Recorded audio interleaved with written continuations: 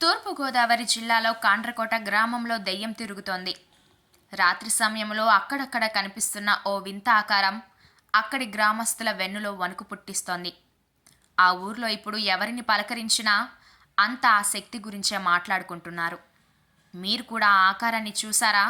వెంటనే ఇక్కడి నుంచి వెళ్ళిపోండి, లేదంటే అది మిమ్మల్ని చంపేస్తుంది అంటూ మాట్లాడుతున్నారు.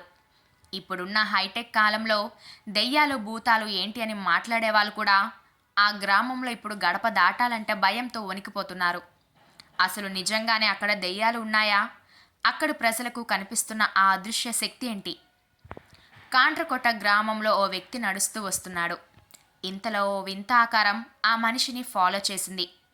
అనుమానంతో ఆ వ్యక్తి వెనక్కి తిరగగానే ఆ ఆకారం పక్కనే ఉన్న చెట్టు ఎక్కి పొలాల్లో దూకి పారిపోయింది. ఆ సీన్ చూసిన ఆ వ్యక్తి ప్రాణాలు అరచేతిలో పెట్టుకొని భయంతో గ్రామంలోకి పారిపోయాడు. ఇది ఆ ఒక్క వ్యక్తికి ఎదురైన అనుభవం కాదు. చాలా రోజుల నుంచి అదే ఆకారం ఆ గ్రామంలో చాలా మందికి కనిపించిందని చెప్తున్నారు కాండ్రకోట గ్రామస్తులు.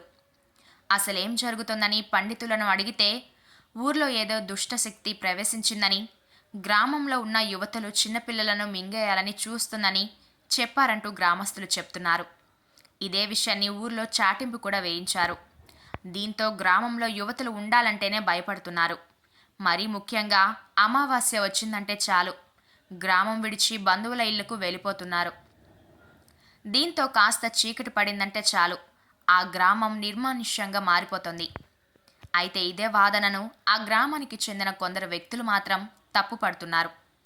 ఇలా ఊర్లో ఎవరూ లేకుండా చేసి గుప్త నిధులు వేటకు పాల్పడేందుకు కొందరు వ్యక్తులు ఇలాంటి పుకార్లు పుట్టిస్తున్నారని చెప్తున్నారు. ఇంటర్నెట్లో ఉన్న దెయ్యాల వీడియోలను కాండ్రకొట్ట వీడియోలుగా ప్రచారం చేస్తున్నారని చెప్తున్నారు. నిజంగా అలాంటి ఆకారం ఇన్ని రోజులుగా గ్రామంలో తిరిగితే ఎవరిపైన ఎందుకు దాడి చేయలేదు అని ప్రశ్నిస్తున్నారు.